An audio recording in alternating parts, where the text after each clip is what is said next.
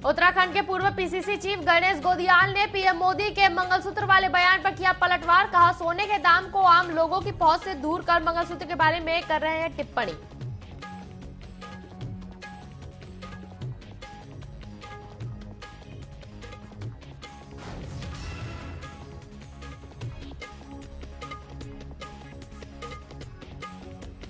मतदान को लेकर उत्तराखंड के पूर्व सीएम हरीश रावत का बयान। कहा, एक बहुत बड़े हिस्से में मतदाता ने अपने लिए किया मतदान।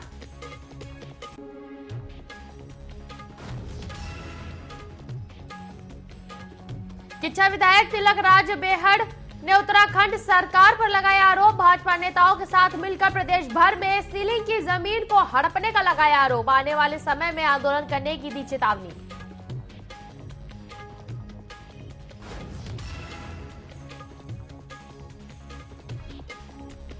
चार धाम यात्रा की तैयारियां शुरू। 10 मई को गंगोत्री यमुनोत्री के खुलेंगे कपाट। स्वास्थ्य सुविधा के लिए तैयारियां पूरी। स्वास्थ्य सचिव ने दी जानकारी।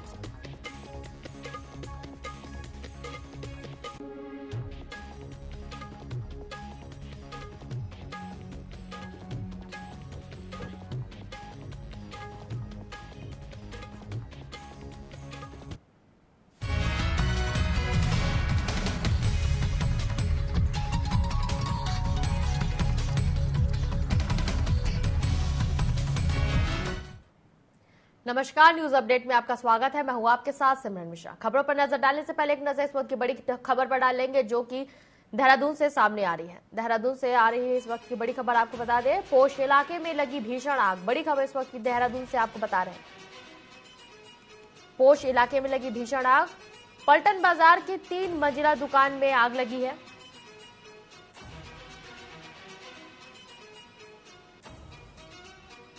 देर रात करीब 1 बजे यह आग की लगने की घटना हुई है। आपको बता दें, आग लगने से लाखों का सामान जलकर खाक हो गया है।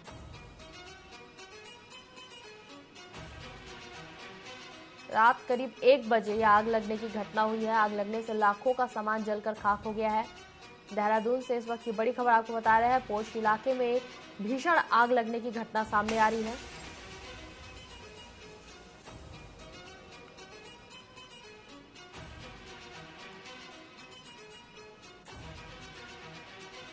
पलटन बाजार की 3 मंजिला दुकान में लगी है ये आग।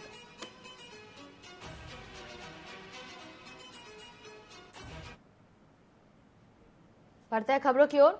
तो राज्यसभा सांसद और भाजपा के राष्ट्रीय सह कोषाध्यक्ष नरेश बंसल ने कांग्रेस के मैनिफेस्टो को हिडन एजेंडा बताते हुए तीखा हमला बोला है। नरेश बंसल ने कहा कि जब से प्रधानमंत्री नरेंद्र मोदी ने कांग्रेस के हिडन एजेंडे को उजागर किया है, तब से कांग्रेस के भीतर खलबली मची हुई है। उन्होंने कहा कि कांग्रेस की सोच हमेशा विभाजन करने वाली ही रही है और एक वर्ग विशेष को लाभ देने के लिए काम करती रही है, जिसके तहत कांग्रेस ने अपने घोषणा पत्र में इस हिडन एजेंडे को रखा है।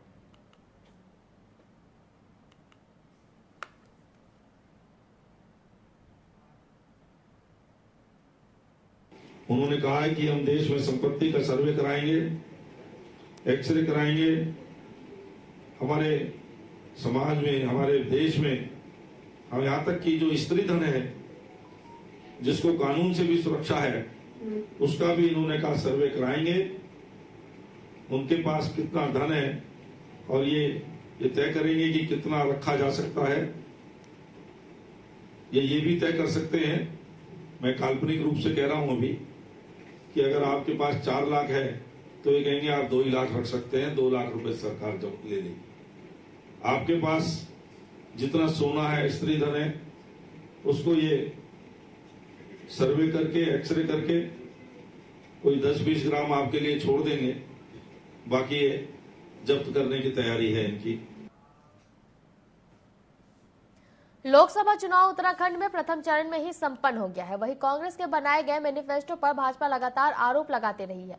प्रदेश के मुखिया पुष्कर सिंह धामी ने कांग्रेस के शपथ पत्र का कड़ा विरोध किया है। मुख्यमंत्री ने आरोप लगाया कि कांग्रेस देश की मेहनत की कमाई को वर्ग विशेष को सौंप देना चाहती है। मुख्यमंत्री धामी ने कहा कि कांग्रेस की सोच हमेशा से विभाजनकारी और तुष्टीकरण की रही है। वहीं कांग्रेस के प्रदेश अध्यक्ष करण महारा ने अपने मैनिफेस्टो को लेकर भाजपा पर गलत बयानबाजी करने का आरोप लगाया है।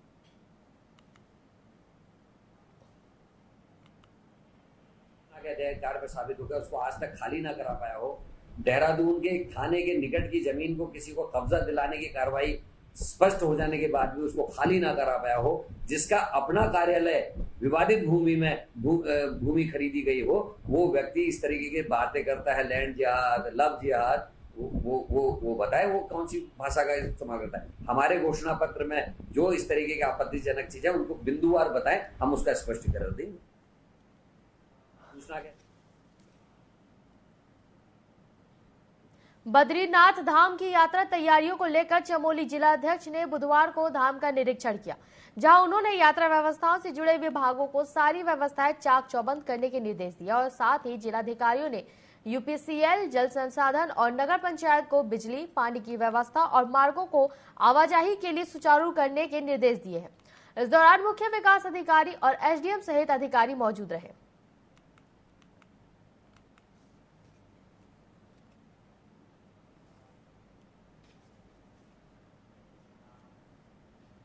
कांग्रेस के घोषणा पत्र पर बीजेपी लगातार सवाल उठा रही है। वहीं आज बीजेपी के पूर्व प्रदेश अध्यक्ष मदन कौशिक ने कहा कि कांग्रेस का घोषणा पत्र में एक बड़ा खेल है, इसलिए बीजेपी किसी भी रूप में जनता के बीच जाएगी और लोगों को बताएगी।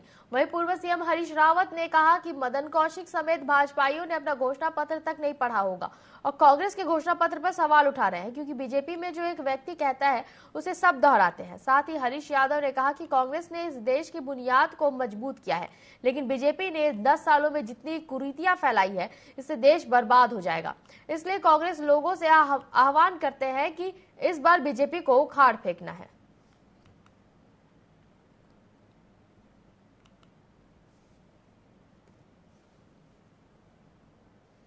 गांव में रास्ते खुदे पड़े हैं, गड्ढे बन गए हैं, कीचड़ दिखाई दे रहा है। उन सब चीजों के खिलाफ, विकास के खिलाफ जो वोट दिया है और इसलिए भाजपा का सफाया हो रहा है।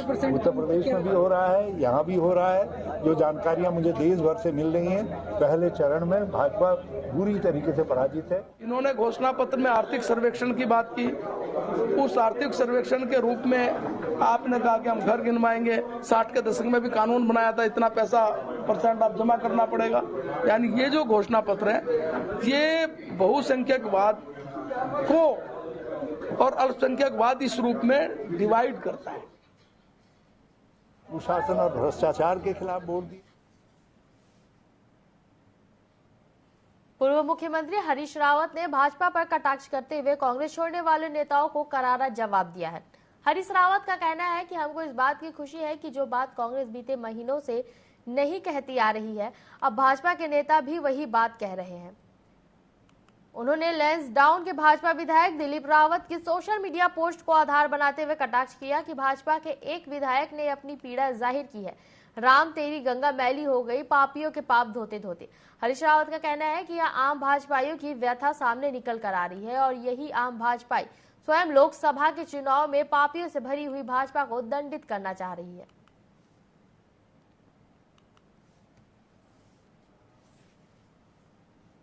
नैनीताल हाईकोर्ट ने 23 अप्रैल को नोटिफिकेशन जारी कर जजों के तबादले की सूची जारी कर दी है, जिसमें कहकशा खान को उत्तराखंड हाईकोर्ट का नया रजिस्ट्रार विजिलेंस बनाया गया है।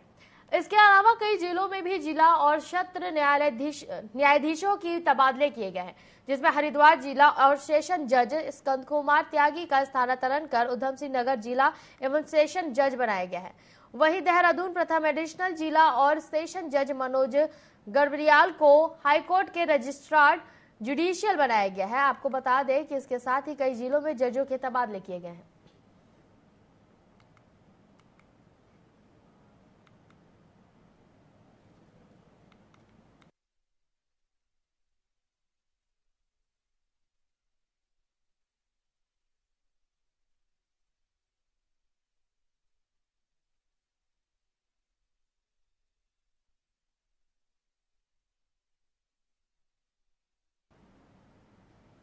बीआरओ के 65 आरसीसी ग्रेफ के अधिकारियों और कर्मचारियों ने कूटी से ज्योलिकांग की 16 किलोमीटर सड़क से बर्फ हटाकर सड़कों को मंगलवार शाम को वाहन की आवाजाही के लिए खोल दिया है।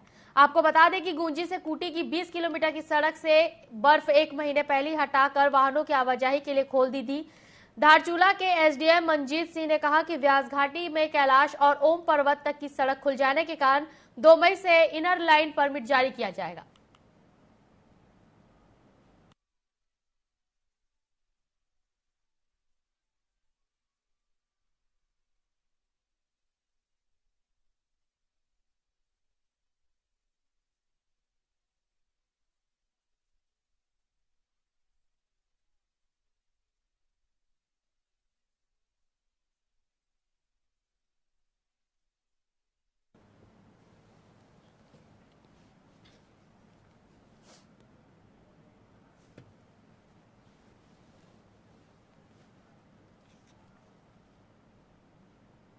नैनीताल जिला सभागार में जिलाधिकारी वंदना सिंह ने पर्यटन विभाग के आला अधिकारियों और स्टेक होल्डर्स के साथ बैठक की, जिसमें पर्यटन सीजन के दौरान पर्यटकों को बेहतर सुविधाओं को लेकर चर्चा की गई। जिलाधिकारी वंदना सिंह ने बताया कि पर्यटन सीजन के दौरान नगर में ट्रैफिक जाम से निपटने के लिए नैनीताल आने वाले पर्यटकों के वाहन को शहर से दूर रूसी बाईपास के पास पार्किंग कराया जाएगा। उन्होंने पर्यटकों से भी आग्रह किया है कि बिना होटल की बुकिंग कराने वाले पर्यटकों के वाहन को नैनीताल में प्रवेश नहीं करने दिया जाएगा।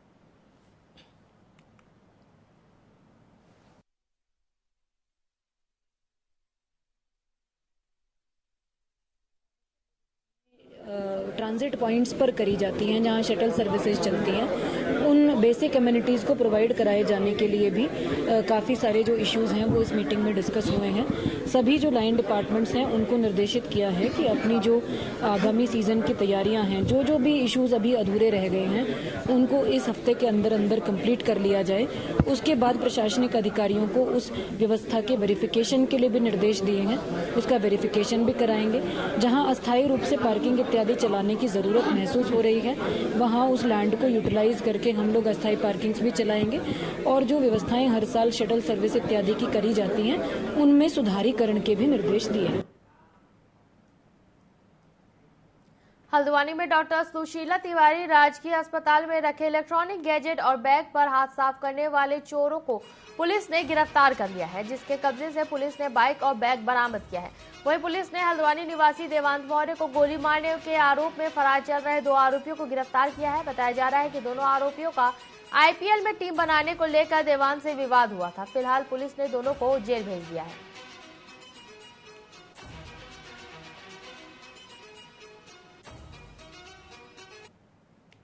21 अप्रैल को एक फायर की धोने की खबर थी, इस पर पुलिस गई थी मौके पर घटनास्थल पे। तो ये जानकारी में आया कि सुशील मौर्य के भतीजे वेदांत मौर्य को गोली लगी है, उसे हॉस्पिटल भिजवाया गया और बाद में हायर सेंटर बरेली में रेफर हुआ। तत्काल इस पर एफआईआर दर्ज हुई और हमारी टीमें इस पर बनी, जिसको लीड सी हल्द्वानी नितिन मोहन जी ने किया। और काफी प्रयास के बाद आज सुबह 2 व्यक्तियों को पुलिस द्वारा गिरफ्तार किया गया, जिनके एक का नाम किशन ठाकुर, दूसरे का नाम सुरेंद्र सिंह शाही है। उत्तराखंड में प्रथम चरण में ही 5 लोकसभा सीट पर मतदान समाप्त हो गया है। मतदान के समाप्त होने के बाद पौड़ी गढ़वाल प्रत्याशी गणेश गोदियाल पहली बार कांग्रेस प्रदेश कार्यालय पहुंचे, जहां कार्यकर्ताओं ने उनका केक काटकर धूमधाम से जन्मदिन मनाया। इसके साथ ही कांग्रेस प्रदेश अध्यक्ष ने प्रत्याशियों को शुभकामनाएं देते हुए उनकी जीत की कामनाएं ईश्वर से की और 5 सीटों पर कांग्रेस की जीत का दावा किया है।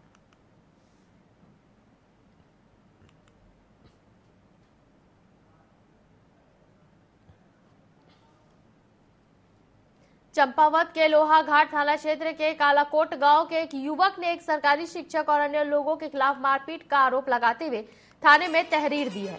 दरअसल बुधवार को युवक शादी में शामिल होने गया था, तभी शिक्षक और अन्य लोगों ने लाठी डंडों से युवक की पिटाई कर दी, जिससे युवक के कंधे और हाथ पर गंभीर चोटें आई हैं। वहीं थाना प्रभारी एसओ ने युवक का मेडिकल करवाया और रिपोर्ट मिलने के बाद अग्रिम कार्रवाई करने की बात कही है।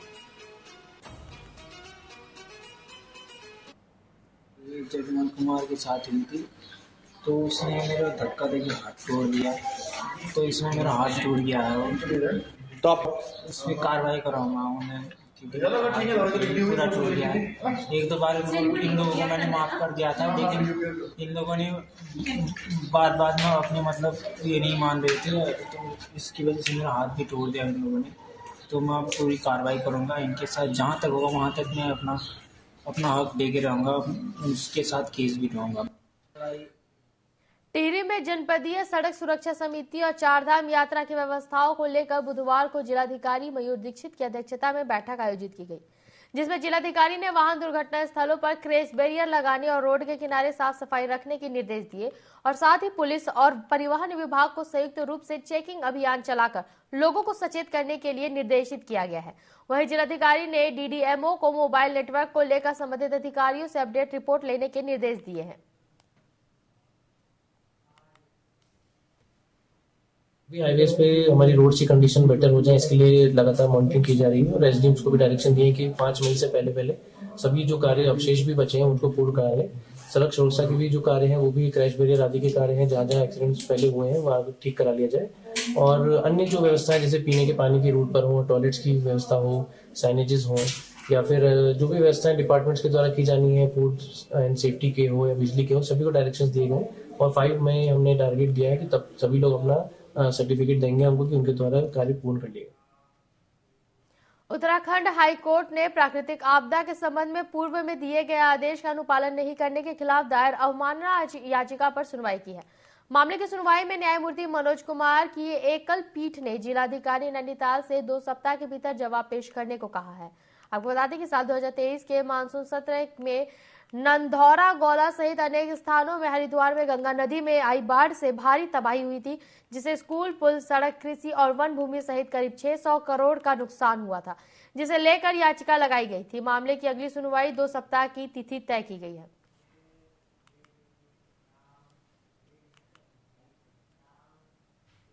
फिलहाल वक्त तो चला एक छोटे से ब्रेक का। ब्रेक के बाद जल्दी लौटेंगे।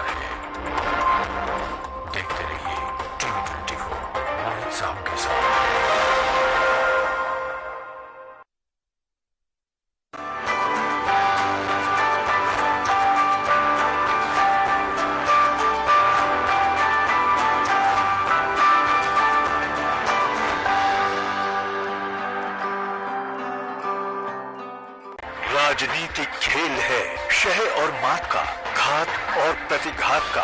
राजनीति के खेल में कौन है राजा, कौन है प्यादा, कहाँ टूटी है संयम की मर्यादा, जनता में कौन लोकप्रिय है ज्यादा। बताएंगे सच पूरा, कभी नहीं आधा, अपने दर्शकों से हमारा है ये वादा। टीवी 24।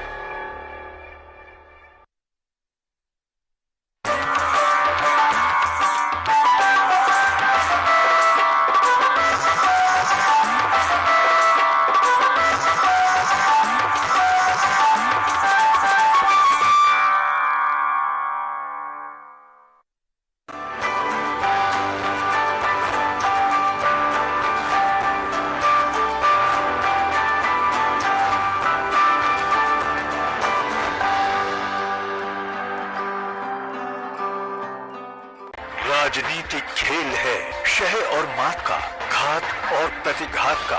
राजनीति के खेल में कौन है राजा, कौन है प्यादा, कहाँ टूटी है संयम की मर्यादा, जनता में कौन लोकप्रिय है ज्यादा। बताएंगे सच पूरा, कभी नहीं आधा, अपने दर्शकों से हमारा है ये वादा। टीवी 24। राजनीतिक खेल है शह और मात का, घात और प्रतिघात का।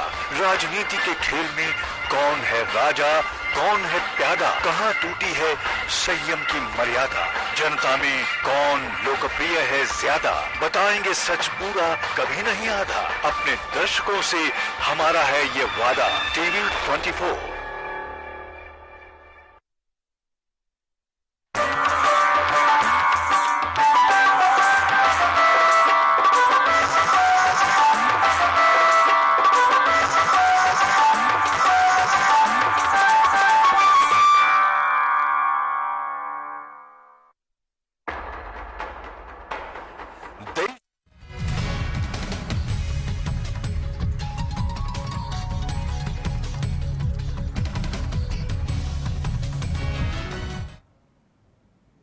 ब्रेक के बाद आपका स्वागत है। बढ़ते हैं खबरों की ओर। तो उत्तराखंड परिवहन निगम के सबसे पुराने डिपो में से एक लोहा घाट डिपो आजकल बदहाली के एक दौर से गुजर रहा है। बुधवार को परिवहन निगम के राजेंद्र फरतरियाल और अन्य रोडवेज कर्मियों ने बताया कि डिपो में लंबे समय से सहायक महाप्रबंधक और फोरमैन का पद खाली चल रहा है। डिपो में खराब और समय पूरा कर चुकी बसों का मजबूरी में संचालन करना पड़ रहा है, जो आए दिन रास्ते में खराब हो जाती है। सहायक महाप्रबंधक और फोरमैन के न होने से कर्मियों को कई दिक्कतों का सामना करना पड़ रहा है, जिसको लेकर रोडवेज कर्मियों ने निगम और सरकार से जल्द डिपो को नई बस देने और सहायक महाप्रबंधन और फोरमैन के रिक्त पदों को भरने की मांग की है। गाड़ियां भी बहुत पुरानी हो चुकी हैं। जगह जगह पर देखो आप, कहीं भी गाड़ियां देखो, गाड़ियां सही टाइम से निकल नहीं पा रही है रोड में, और नए स्टेशन में सही जगह सही टाइम से आ पा रही हैं। वर्कशॉप से आ रहे थे, वर्कशॉप से भी कभी रास्ते ही खराब हो जा रही है, कभी 20 किलोमीटर 10 किलोमीटर चलने में ही खराब हो जा रही है। बस मैं यही कहना चाहूँगा कि कुछ न कुछ तो देखना चाहिए। कर्मचारी अपनी तरफ से लगा ही रहता है कर्मचारी, तो थोड़ा सा एक भय का माहौल तो होता है कि अधिकारी अगर डिपो में हो तो थोड़ा कार्य करने में भी रुचि रखते हैं। देहरादून के कांग्रेस भवन में उत्तराखंड कांग्रेस के पूर्व प्रदेश अध्यक्ष और गढ़वाल लोकसभा सीट से कांग्रेस प्रत्याशी गणेश गोदियाल ने पीएम मोदी पर जमकर हमला किया है। प्रत्याशी गणेश गोदियाल ने पीएम मोदी के मंगलसूत्र वाले बयान पर पलटवार करते हुए कहा कि जिस सरकार ने सोने के दाम को आम लोगों की पहुंच से दूर पहुंचा है, वो मंगलसूत्र के बारे में टिप्पणी कर रहे हैं। सत्ताधारी नेताओं के जो बयान आ रहे हैं, वो बयान निश्चित रूप में लगता है कि वो तो विचलित है ही, लेकिन वो भारत को भी विचलित करने का काम कर रहे हैं। जिस प्रकार से आदरणीय प्रधानमंत्री जी ने मंगलसूत्र पर बात कही है, मैं उनसे सिर्फ ये पूछना चाहता हूं कि आज गांव में तमाम जगहों पर शादियां हो रही हैं, लेकिन हमारा आम जो यहाँ का नागरिक है वो इस लायक नहीं रह गया है कि वो 75-80 हजार रुपए तोले का सोना खरीद सके। आप मंगलसूत्र की बात कर रहे हैं। कांग्रेस इस देश में 65 साल कांग्रेस ने राज किया, और 65 साल में सोना 20,000 से ऊपर नहीं गया, 29,000 से ऊपर नहीं गया, और आपके 10 साल के कार्यकाल में सोना 76,000 78,000 पहुंच गया। तो प्रधानमंत्री जी, आपसे जनता जानना चाहती है कि सोना जो मंगलसूत्र पर नजर आपकी थी या कांग्रेस की थी। न्यूज अपडेट में फिलहाल के लिए इतना ही। बने रहिए टीवी 24 के साथ। नमस्कार।